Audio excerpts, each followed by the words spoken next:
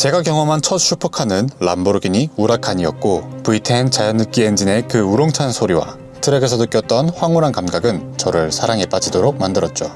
요즘은 어쩐지 아쉬운 마음도 듭니다. 그때의 그 우렁찬 소리들을 듣는 게 여러 가지 이유로 점점 힘들어지고 있으니까요.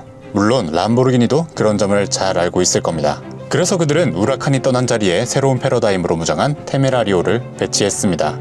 람보르기니는 이제 레브엘토, 우르스 SE, 그리고 오늘 살펴볼 테메라리오까지 하이 퍼포먼스 일렉트리파이드 비클 라인업을 완성했습니다. 사실 슈퍼카의 플러그인 하이브리드 조합은 이제 낯설지 않습니다. 앞서 말한 레브엘토는 물론이고 페라리의 SF90, 맥라렌 아투라 등 꽤나 익숙해진 조합이죠. 그들에 비하면 살짝 늦게 등장한 테메라리오는 분명 그 이상의 무언가들을 준비해야만 했습니다. 상징과도 같았던 V10 엔진을 내려놓았으니 말이죠. 테메라리오 역시 람보르기니의 오랜 전통에 따라 투소에서 이름을 따왔습니다.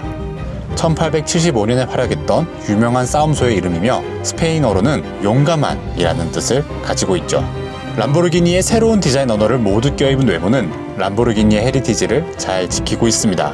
앞모습은 날카로운 샤크노즈 형상과 육각형 주간 주행 등이 가장 먼저 눈을 사로잡는데요. 그런데 이 육각형 조명과 헤드램프, 멋도 있지만 단순히 멋을 내는데 끝나지 않습니다.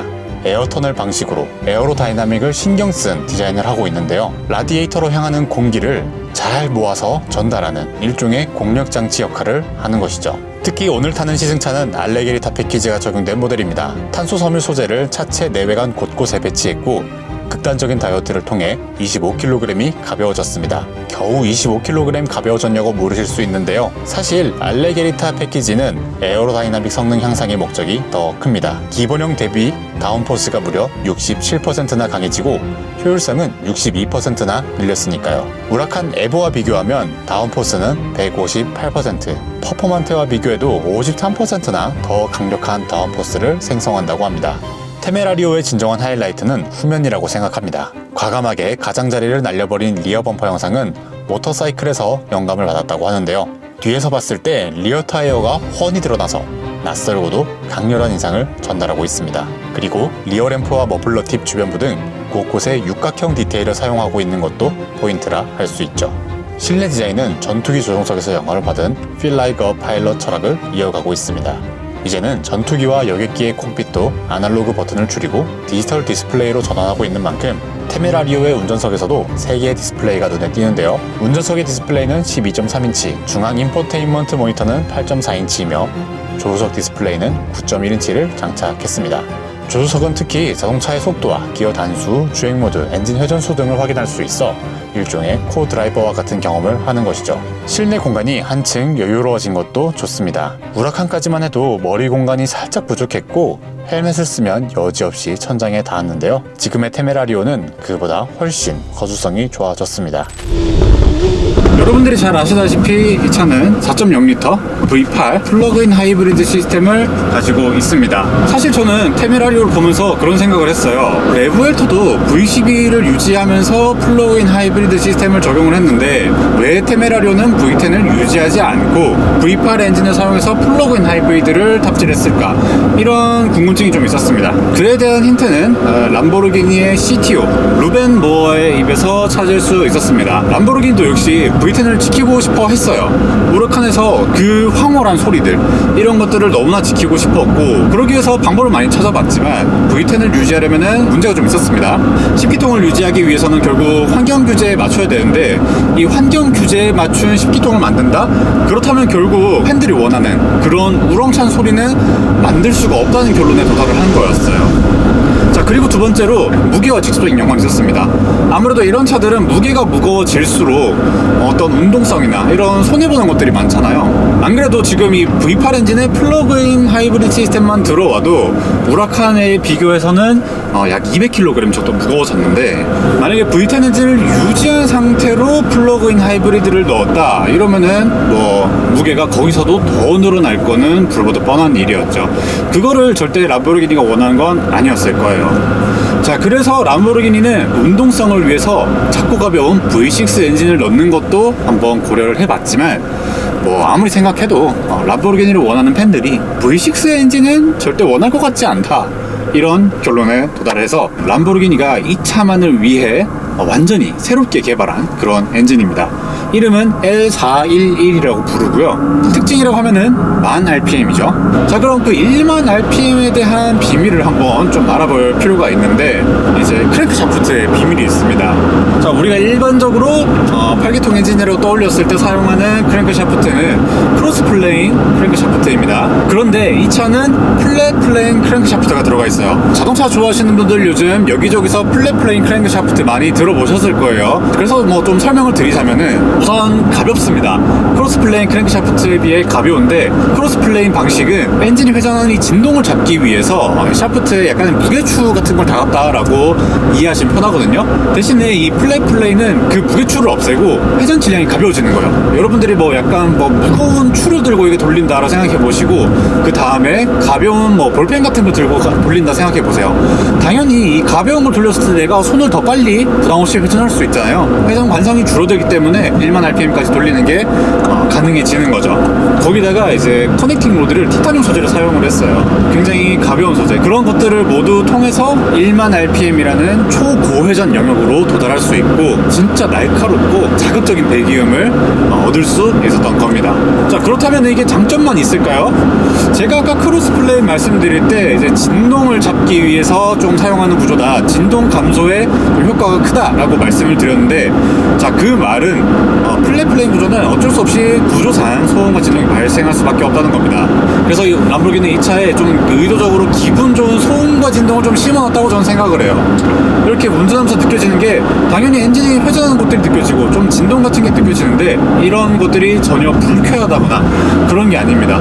약간 레이스카 감성을 좀 입혀주는 그런 역할을 하지 않나, 그런 장치가 되지 않나 라고 생각합니다. 자, 그래서 이 차에 있는 플러그인 하이브리드 시스템, 배터리를 가득 채웠을 때 주행 가는 거리는 8km 정도 되는 것 같아요. 요즘 뭐 플러그인 하이브리드가 정말 멀리 이제 장거리 갈 수 있는 그런 차들이 많다 보니 막 그거밖에 안 돼? 라고 말씀을 하실 수도 있을 것 같은데, 사실 뭐 이 차에 달려있는 그 배터리가 친환경 이런 거보다는 달리는 그 감성에 자극을 주기 위한 시스템이란 걸 뭐 너도 알고 나도 알고 모두가 아는 사실이겠죠. 사실 제가 예전에 슈테판 윙켈만 회장 인터뷰를 한 뭐 2번 정도 한 적이 있는데, 그때는 이제 이런 차들이 나오기 전이었어요. 전동화 전략을 발표했으니 전동화가 된 차에 대해서 굉장히 많이 물어봤거든요. 슈테판 윙켈만 회장은 진짜 한결같이 자신 있어 했습니다. 전동화가 됐다고 해서 람보르기니가 추구하는 운전 재미가 절대 줄어든 일은 없을 것이다 라고 정말 단언을 했는데, 테메라리오를 타면서 그의 확신이 이제서야 좀 공감이 됩니다. 이 차에는 총 3개의 전기 모터가 있습니다. P1 모터라고 해서 엔진과 변속기 사이에 전기 모터가 하나 있고요. 그리고 프론트 엑셀, 그러니까 앞바퀴에 2개의 전기 모터가 있습니다. 이 전기 모터가 해야 하는 역할은 정말 명확합니다. 이 트윈 터보 엔진, 물리적으로 터보렉을 없앨 수는 없습니다. 엔진 내연기관의 터보렉을 없앨 수 없다면 그 터보렉이 발생하는 시점, 터보가 힘을 받기 위해 스프롭을 하는 그 과정은 전기 모터가 대신 채워주면 되는 것이죠. 그래서 타다 보면은 이게 터보차가 맞나? 라는 생각을 계속 하게 되죠. 자연흡기 엔진처럼 즉각적인 반응, 이런 것들을 끌어낸다. 그리고 그 역할을 전기 모터를 통해서 충분히 해주고 있다, 이렇게 말씀드릴 수가 있습니다. 자, 이런 시스템들, 내연기관과 플러그인 하이브리드 시스템을 모두 포함해서 이 차가 가진 시스템 최고 출력 920마력입니다. 자, 이렇게 막대한 출력을 바탕으로 이 차가 낼 수 있는 최고 속력은 무려 343km입니다. 정지 상태에서 시속 100km까지 가속은 단 2.7초 만에 끝낼 수 있고요. 그리고 더 놀라운 것은 시속 200km까지의 가속을 단 7.1초 만에 끝낼 수 있다는 점입니다. 요즘 사실 1000마력이 넘는 슈퍼카들이 너무 많이 나와서 사실 920마력이라는 숫자에 큰 감흥이 없을 수도 있는데, 이 920마력이 사실 진짜 살벌한 수치거든요. 웬만해서 공도에서 다 꺼내 쓰는 건 진짜 말도 안 되고, 정말 트랙에서나 모두 뽑아 쓸 수 있을 법한 그런 출력을 가지고 있는데, 다루기가 그렇게 어렵진 않습니다. 물론 그건 차가 똑똑해서 차가 알아서 다 제어해주기 때문에 그런 경향도 있지만, 사실 저는 이제 고출력차를 탈 때 넉넉한 출력을 바탕으로 뭔가를 뭐 뽑아 쓴다 막 이런 표현을 잘 하거든요. 그런데 이 차는 좀 다릅니다. 이 차는 제가 출력 꺼내려고 하면은 진짜 저를 내동댕이 던지는 그냥 던져버리는 그런 느낌을 가지고 있어요. 그러니까 어느 속도 영역에서도 진짜 제가 가속을 계속하면은 전혀 지치는 거 없이 가속을 해도 여전히 힘이 남아있는 굉장히 기분 좋은 그런 모습들을 보여주고 있습니다. 그래서 뭐 고속도로 달릴 때 뭐 그냥 가속 페달을 쭉 밟고 있으면 이렇게 쉽게 속도가 올라가도 되나? 왜 벌써 이 속도지? 근데 왜 이렇게 느리게 느껴지지? 그만큼 차가 안정적이라는 거죠. 그 경험은 정말 고속 안정감이 뛰어난 차에서만 느낄 수 있는 진짜 독특한 그런 경험입니다. 자, 그리고 1만 RPM. 자, 1만 RPM 사용하는 것도 사실 쉬운 일은 아니에요. 특히 공도에서 1만 RPM 쓰는 거는 굉장히 어려운데, 왜냐면은 예를 들어 우리가 뭐 그냥 매뉴얼 조작을 한다고 쳤을 때 제가 뭐 가속을 쭉 하다가 한 6,000 RPM쯤 되고 이제 7,000 RPM쯤 되잖아요. 그럼 거기서 진짜 RPM 9,000만까지 그냥 빨려 들어간 느낌이 납니다. 그게 굉장히 텀이 짧기 때문에 그 반응 속도에 맞춰서 내가 페달 시프트를 당기는 것도 사실 뭐 익숙해지지 않으면, 내가 좀 스킬을 좀 다듬지 않으면 절대 쉬운 일이 아닌 것 같습니다. 자, 그리고 파워트레인의 특징 중 하나라고 말씀드릴 만한 게 변속기 레이아웃이 있어요. 이 차의 변속기, 람보르기니 팬분들이라면은 레브엘2가 가진 변속기를 기억하실 겁니다. 이 차도 레브엘2에 들어갔던 것과 똑같은 방식의 변속기를 가지고 있어요. 가로 배치형 8단 DCT를 장착을 하고 있는데, 그게 지금 독특한 게 엔진의 가장 뒤쪽에 가로 배치 형태로 배치를 했습니다. 이 센터 터널에 전기 배터리를 넣었어요. 무게 중심을 확실히 좀 더 가운데로 모을 수 있었던, 그리고 그걸 통해서 약간 동적인 이런 움직임에서의 더욱더 큰 장점을 발휘하는 그런 구조를 구현했습니다. 자, 그럼 이제 본격적으로 핸들링 이야기를 해보도록 하겠습니다. 사실 이 차가 이런 식으로 코너를 돌아 나갈 때 굉장히 날카로운 이런 날선 반응을 보여주는데요. 그렇다고 해서 이런 반응들이 운전자를 두렵게 한다거나 그렇지는 않습니다. 당연히 슈퍼카니까 핸들링이 좋겠지 라고 말씀하실 수도 있어요. 하지만 제가 이전에 우라칸을 경험했을 때 느꼈던 것과는 조금 차이가 있습니다. 굳이 비교를 하자면 우라칸 역시 정말 훌륭한 차였습니다. 하지만 이 차는 그 우라칸보다도 조금 더 날카롭게 칼을 좀 더 날을 세운 듯한 그런 느낌을 가졌다고 할까요? 이렇게 코너를 탁 나갈 때 진짜 코너 하나를 샥샥 이렇게 잘라나가는 느낌으로 정말 경쾌하게, 그리고 칼같이 돌아나간다는 느낌이 있습니다. 이런 공도에서 이 차의 한계점을 이렇게 쉽게 알아볼 수는 없겠지만, 제가 지난주에 용인 트랙에서 이 차를 한번 타봤었거든요. 물론 그때 날씨가 비가 오는 날씨였긴 했지만 굉장히 인상적이었어요. 제가 굉장히 좋게 느꼈던 부분은 운전자가 내가 스스로 운전을 정말 잘하는 것 같네? 라고 느껴지게 해주는 거죠. 그러기 위해선 저희가 이 차에 있는 토크 벡터링 기술을 한번 알 필요가 있는데, 우리가 토크 벡터링이라고 하면은 안쪽 바퀴에 있는 브레이크를 걸고 이런 식으로 잡게 되는데, 이 시스템을 활용하게 된다면은 안쪽에는 회생제동으로, 그리고 바깥쪽에는 오히려 출력을 줘서 우리가 예상하는 것보다 더 안쪽으로 파고들 수 있게끔 이런 감각을 전달하는 거죠.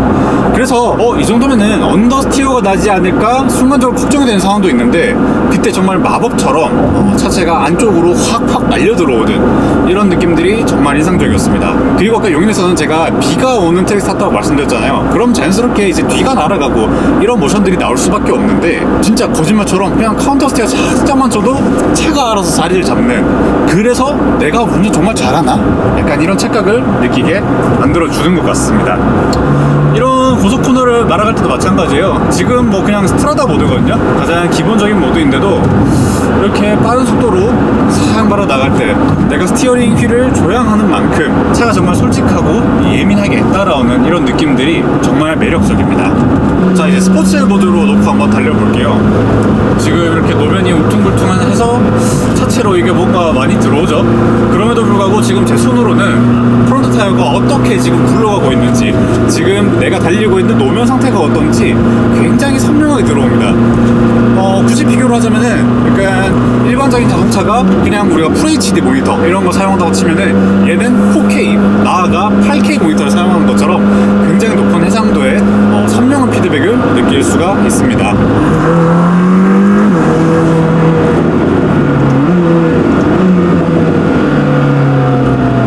사실 뭐 이거는 제가 아무리 말로 설명을 해봤자 이게 여러분들에게 전달될 수는 없을 것 같아요. 이 감각이 굉장히 날설고 날카롭고 한쪽으로 쫙 말아당겨주는 이 감각이, 이게 화면으로는 전할 수 없다는 사실이 정말 안타깝습니다.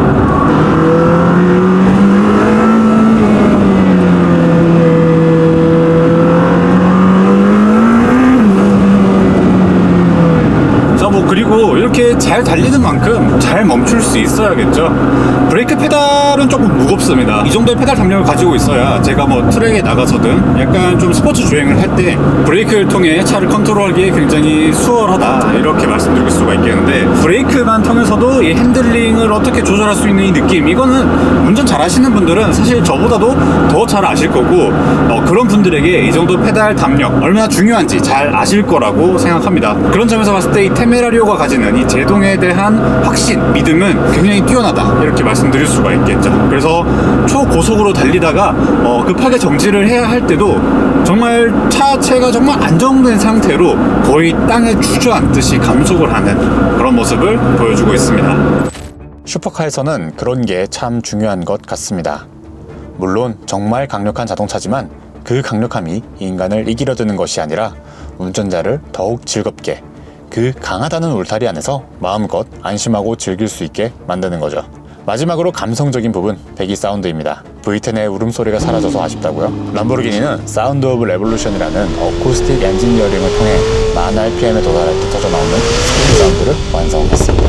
터보 특유의 먹먹한 소리는 사라지고 마치 고백이랑 레플리카 바이크 혹은 레이스카에 가까운 소리가 들려요.